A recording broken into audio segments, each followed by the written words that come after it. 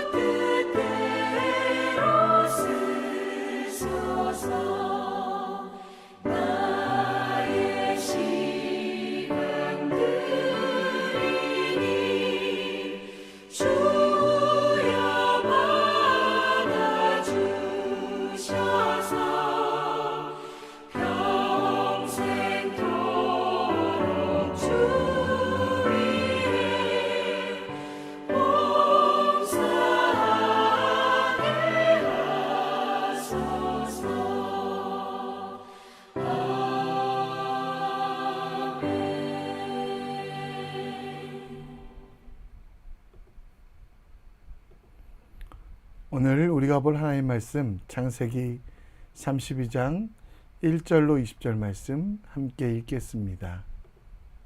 제32장 제32. 야곱이 길을 가는데 하나님의 사자들이 그를 만난지라. 야곱이 그들을 볼 때 이는 하나님의 군대라 하고 그 땅 이름을 마하나임이라 하였더라. 야곱이 세일 땅 에돔들에 있는 형 에서에게로 자기보다 앞서 사자들을 보내며 그들에게 명령하여 이르되 너희는 내 주 에서에게 이같이 말하라. 주의 종 야곱이 이같이 말하기를 내가 라반과 함께 거류하며 지금까지 머물러 있었사오며 내게 소와 나귀와 양떼와 노비가 있으므로 사람을 보내어 내 주께 알리고 내 주께 은혜 받기를 원하나이다 하라. 사자들이 야곱에게 돌아와 이르되 우리가 주인의 형 에서에게 이른즉 그가 400명을 거느리고 주인을 만나려고 오더이다.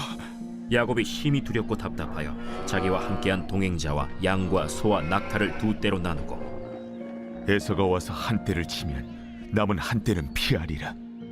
내 조부 아브라함의 하나님, 내 아버지 이삭의 하나님 여호와여, 주께서 전에 내게 명하시기를 내 고향 내 족속에게로 돌아가라. 내가 내게 은혜를 베풀리라 하셨나이다. 나는 주께서 주의 종에게 베푸신 모든 은총과 모든 진실하심을 조금도 감당할 수 없사오나 내가 내 지팡이만 가지고 이 요단을 건넜더니 지금은 두 때나 이루었나이다. 내가 주께 간구하오니 내 형의 손에서 에서의 손에서 나를 건져내시옵소서. 내가 그를 두려워함은 그가 와서 나와 내 처자들을 칠까 겁이 나기 때문이니이다. 주께서 말씀하시기를 내가 반드시 내게 은혜를 베풀어 내 씨로 바다에 셀 수 없는 모래와 같이 많게 하리라 하셨나이다. 야곱이 거기서 밤을 지내고 그 소유 중에서 형 에서를 위하여 예물을 택하니 암염소가 200이요 순염소가 20이요 암양이 200이요 순양이 20이요 젖나는 낙타 30과 그 새끼요 암소가 40이요 황소가 10이요 암나귀가 20이요 그 새끼 나귀가 10이라. 그것을 각각 떼로 나누어 종들의 손에 맡기고 그의 종에게 이르되 나보다 앞서 건너가서 각대로 거리를 두게 하라. 그가 또 앞선 자에게 명령하여 이르되 내 형 에서가 너를 만나 묻기를 내가 누구의 사람이며 어디로 가느냐 내 앞에 것은 누구의 것이냐 하거든 대답하기를 주의 종 야곱의 것이요 자기 주 에서에게로 보내는 예물이오며 야곱도 우리 뒤에 있나이다 하라. 그 둘째와 셋째와 각 떼를 따라가는 자에게 명령하여 이르되 너희도 에서를 만나거든 곧 이같이 그에게 말하고 또 너희는 말하기를 주의 종 야곱이 우리 뒤에 있다 하라.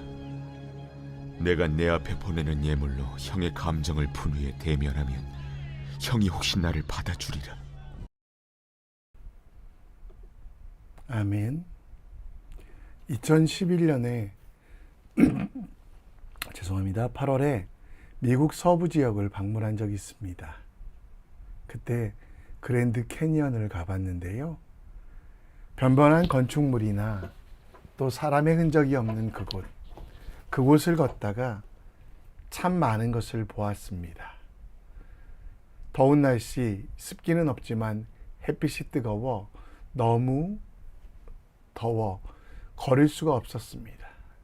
그때 저 멀리 구름이 몰려와서 그 뜨거운 햇빛을 가려주었고 그 이후에는 시원하게 걸을 수 있었습니다. 광야를 걸었던 이스라엘 백성들이 구름 기둥을 보며 이런 마음을 가졌겠구나라는 생각을 했습니다. 또 높은 곳에서 저 낮은 계곡을 쳐다보며 두렵기도 했습니다. 바로 아래 천길 낭떠러지가 있으니 불안하기도 했는데요.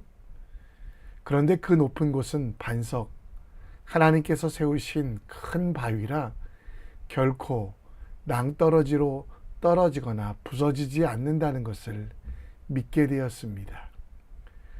예수님께서 세우신 말씀의 반석 위에 거하면 우리는 떨어지지 않을 수 있음을 배웠습니다. 광야와 같이 아무것도 없는 것 같아도 그 속에도 하나님의 사랑이, 하나님의 섭리가 포함되어 있음을 보게 됩니다.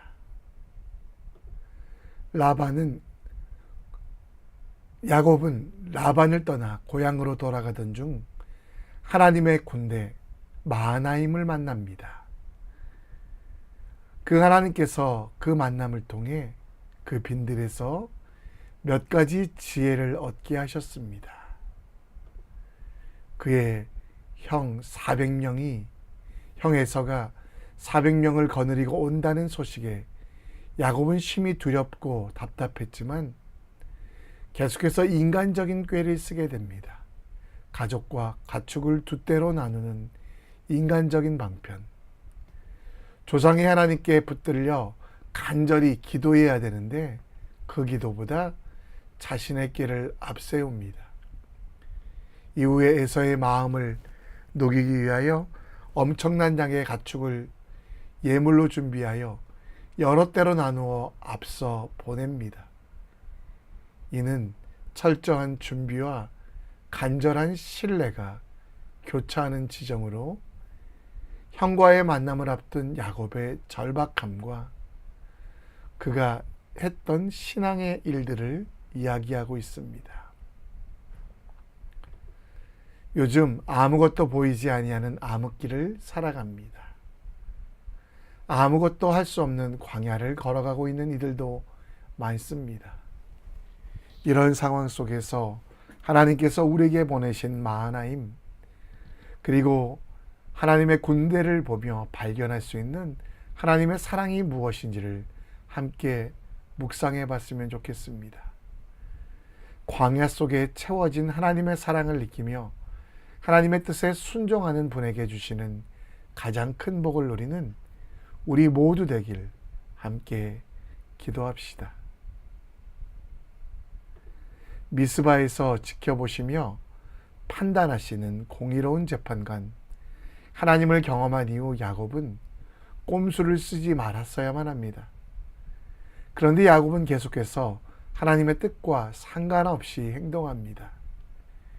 1절에 보면 야곱이 길을 가는데 하나님의 사자들이 그를 만났다고 합니다. 그리고 2절에는 야곱이 그들을 볼 때 이르기를 이는 하나님의 군대라고 하고 그 땅의 이름을 하나님께서 주둔하는 땅이라는 뜻으로 마하나임, 하나님의 진영, 하나님의 군대라고 불렀습니다. 그런데 여기서 우리는 한 가지 의문이 듭니다. 야곱에게 하나님께서 왜 사자들, 천사들이라고 하는 그들을 보내셨을까요? 야곱이 하나님의 군대를 만난 이유는 첫 번째, 행진의 방향을 바꾸어 주기 위함입니다. 야곱은 길르앗에 머물고 싶었습니다. 고향으로 돌아갈 용기가 나지 않았던 그는 길르앗이라는 좋은 땅에서 머물고 싶었으나 그의 삼촌 라반 때문에, 그와 맺은 협약 때문에 자기 고향으로 돌아가야만 했습니다. 그 앞에는 축복을 빼앗아 복수를 맹세한 에서가, 그들의 뒤에는 그를 시기하고 질투하고 거짓말하는 라반이, 사면초가의 상황 속에서 야곱은 인간적인 선택, 형 에서를 만나기 위하여 야복강을 건너 세일산 방향으로 가려고 합니다. 그러나 하나님의 사자는 야곱이 갈 곳이 세일산이 아니라 가나안, 곧 그의 아버지의 집 이삭의 집으로 향하도록 그 방향을 바꾸고자 천사들을 보냈습니다. 또 한 가지는 하나님의 군대와 사자를 보며 야곱은 하나님의 지키심을 기억합니다. 20년 전 집을 떠날 때 배달에게 주셨던 하나님의 약속이 무엇입니까? 창세기 28장 15절에 나오는데요. 야곱과 함께 있겠다라고 말씀하시며 야곱이 가는 곳마다 지키시고 마침내 이 땅으로 돌아오게 하신 것이다. 그리고 하나님께서 허락하신, 약속하신 그 언약이 반드시 야곱의 삶 속에 이루어질 것이고 그때까지 떠나지 아니하신다라고 말씀하십니다. 야곱의 길라잡이로 야곱이 갈 곳이 에서가 아니라 예배의 처소 베델을 거쳐 헤브론으로 가도록 그 방향을 바꾸어 주시기 위함입니다. 야곱의 약속의 땅인 이삭에게 가지 않으려고 합니다. 길르앗을 떠났으니 이제 그들이 가야 될 곳, 하나님의 군대를 보며 그들은 그 방향을 바꿔 숫곳과 세겜을 거쳐 헤브론에 정착하게 됩니다. 사람의 마음은 자기 길을 계획합니다. 그러나 그 발걸음을 인도하시는 분은 하나님이십니다. 야곱은 하나님의 인도하심을 받으며 마하나임을 지나게 됐는데요. 거기서 깨달은 것은 그가 어디로 가야 될지입니다. 이 시대의 성도들에게도 하나님은 마하나임을 주셨습니다. 그리고 하나님의 길을 걸어가도록 요청하시는데요. 이 시대의 마하나임은 말씀입니다.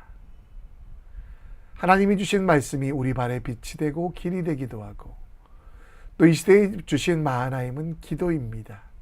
하나님께서 우리가 가야 할 길을 가게 하시며 그 기도를 통해 말할 수 없는 탄식으로 우리를 대신하여 간구하시며 지혜가 필요할 때는 지혜를, 능력이 필요할 때는 능력을, 용기가 필요할 때는 용기를 주시는 하나님입니다.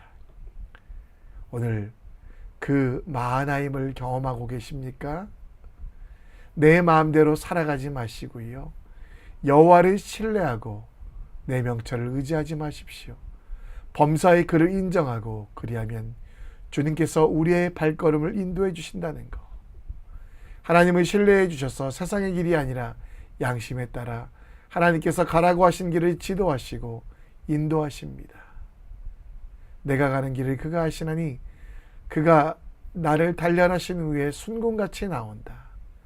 마하나임, 하나님의 군대를 보내신 하나님, 그 하나님의 계획과 언약에 맞추어 내 삶을, 내 발걸음을 변화시킬 필요가 있습니다. 하나님께서 주신 지혜로 하나님을 따라가며 하나님과 함께 하나님께서 가라고 하신 좁은 길, 좁은 문으로 들어갈 때 우리에게는 능력이 있습니다. 오늘 마하나임을 경험하고 계시다면 말씀을 읽으며 하나님의 뜻이 발견되거든 아멘 합시다. 그 길로 가는 길에 두려움이 있거든 기도하십시오. 그리고 우리의 삶의 발걸음을 십자가를 향해, 예수 그리스도를 향해 맞추는 지혜로운 사람 될 수 있도록 우리의 발걸음을 인도하시는 하나님께 우리의 인생을 맡기는 주님의 사람 되기 원합니다. 야곱에게 가장 큰 걱정은 그에게 복수를 맹세하였던 에서였습니다. 생긴 것도 무섭게 생겼고 또 힘도 셌기 때문에 야곱은 어떻게든지 이 에서의 문제를 해결해야 된다고 합니다. 3절부터는 그 해결의 방법이 나오는데요. 하나님께서 주시는 방법이 아니라 6절에 보면 야곱을, 에서를 설득하려고 합니다. 그래서 사자를 보내고요. 그 사자를 보낸 이후에 들었던 소식은 뭡니까? 형 에서가 400명을 거느리고 온다는 거. 그때 보면 정말 야곱은 심히 두렵고 답답하여 자기와 함께한 동행자 양과 소떼를 두 떼로 나누고 8절에는 한때는 에서의 분노를 풀어주기 위한 희생양으로 삼으려고 합니다. 9절은 야곱을 고향 내 족속에게 돌아가라고 하신 하나님의 약속이 확인되었고 10절에는 이 지팡이만 가지고 요단을 건넜던 자신의 옛날 모습, 20년 전 모습을 야곱은 회상합니다. 그리고 그때 11절에 주께 간구를 시작합니다. 내 형 손에서, 에서의 손에서 나를 건지시옵소서. 내가 그를 두려워함으로 그가 와서 나와 내 처자를 칠까 겁이 나기 때문이라고 이야기합니다. 그 겁과 두려움은 야곱에게 지혜를 뺏어갔습니다. 에서가 왜 오는지, 화해하여 반가워 오는 건지 생각하지 않고요. 그냥 두려워만 합니다. 에서와의 관계를 풀기 위해 하나님께 예배하고 기도해야 되는데 야곱은 하나님을 위한 예물을 준비하기 전에 에서를 위한 예물만 택합니다. 13절에 보면 야곱이 형 에서를 위해 예물을 택했고 에서를 만나기 전에 에서의 분노를 풀기 위해 예물을 드리자라고 했습니다. 하나님과의 화목제, 자신의 죄를 속죄하는 모습들은 기억하고 있지 못한 야곱의 약한 모습이 나옵니다. 감정과 느낌, 두려움과 불안으로 인간적인 노력만 했던 야곱은 약속하신 하나님의 은혜를 경험하지 못했고 결론적으로 나중에라 하나님을 바라보며 하나님과 씨름하며 자신이 가장 먼저 해야 될 일, 그 언약의 약속을 기억하며 하나님께 예배하는 것, 두려움을 넘어 하나님께 예배할 때 평안과 승리가 있다는 것을 깨닫게 됩니다. 우리도 광야 같은 세상의 폭풍과 바람이 두렵습니다. 누가복음 1장 19절에 보면 우리의 상황이 어두움과 죽음의 그늘에 앉은 자라고 합니다. 그러나 우리의 발을 평강의 길로 인도하실 분은 하나님, 어둠과 죽음의 그늘에 있어 평안을 누리지 못하고 불안해하는 우리들에게 하나님의 약속, 하나님의 언약은 반드시 우리를 평강의 길로 인도하는 것입니다. 두려운 마음이 들거든 예배하십시오. 그리고 하나님의 길을 선택하십시오. 사람의 방법이 아니라 하나님의 방법으로 살 때 우리는 온전할 수 있습니다. 지금 내 앞에 가장 급하고 소중한 일은 사람들과의 관계보다 하나님과의 관계에 집중하고 하나님만 의지하는 삶입니다. 우리가 살아가는 것은 우리의 능력이 아니라 하나님의 약속과 언약임을 기억하며 살아갈 때 우리는 진정한 승리를 합니다. 민수기 14장 9절 말씀처럼 두려워하기보다 믿음으로 하나님 앞에 서십시오. 지금 눈앞에 있는 상황에 대하여 느낌과 감정으로 오해하지 말고 하나님의 약속의 관점으로 보아야만 합니다. 두려움 속에 역사하시며 느낌보다 더 자세하게 언약을 통해 알려주시는 하나님의 사랑과 은혜, 결국 내 삶은 내가 만들어가는 것이 아니라 하나님께서 만들어가는 일임을 기억하고 행해야만 합니다. 하나님의 약속은 우리의 모든 것들을 초월합니다. 따라서 우리는 내가 무엇인가를 했다고 하는 초보적인 신앙을 버리고 하나님께서 하셨다고 고백하는 더 큰 믿음, 약속에 대한 확실한 인식을 가져야만 합니다. 예수님께서 우리에게도 말씀하십니다. 두려워하지 말고 믿기만 하라. 그러면 하나님이 일하신다라는 것. 오늘 삶 속에 내 감정과 공포 혹은 두려움으로 하나님의 뜻을 제한하지 말고요. 어떤 일에서든지 먼저 하나님께 맡기는 믿음의 사람 되길 우리 함께 기도합시다. 이 시간 우리 찬양하며 오늘 말씀을 다시 한번 들어봅니다. 은혜라는 찬양 함께 드립니다.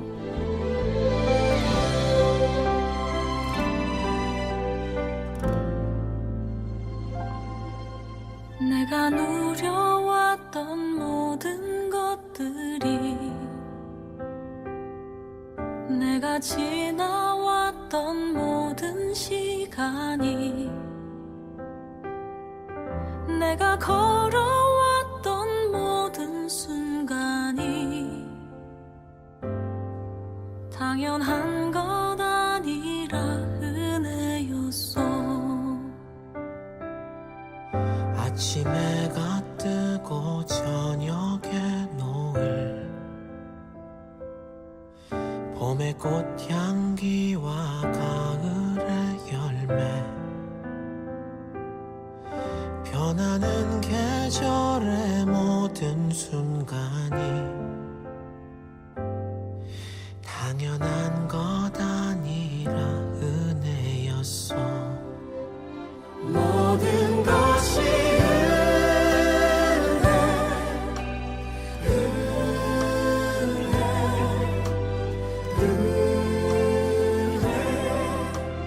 한없는 은혜, 내 삶에 당연한 건 하나도 없었던 것을 모든 것이 은혜였어. 내가 이 땅에 태어나 사는 것, 어린아이 시절과 지금까지 숨을 쉬며 살며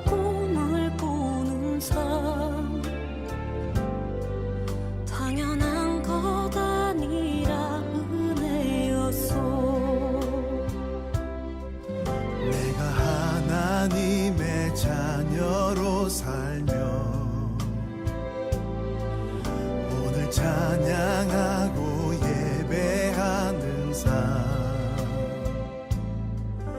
복음을 전할 수 있는 축복이 당연한 것 아니라 은혜여서 모든 것이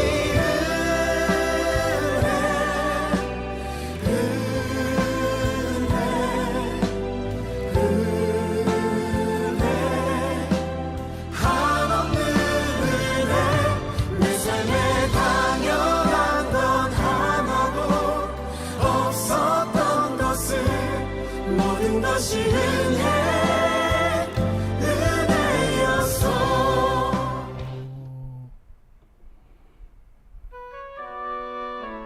우리 함께 오늘 기도합니다. 우리의 발걸음을 인도해 주시는 하나님, 그 인도하심에 순종하고 하나님의 뜻대로 살아가게 하소서. 두려움 때문에 잘못된 판단하지 마시고요. 우리에게는 하나님이 있습니다. 두려움이 찾아올 때 기도하시고, 어려운 일이 찾아올 때 말씀 속에서 우리가 갈 길을 발견하는 지혜로운 사람 될 수 있도록, 또 그 뜻대로 살아가는 담대함 주시기를 기도해 주시고, 수요일은 세계 선교와 열방과 선교사들을 위해 기도합니다.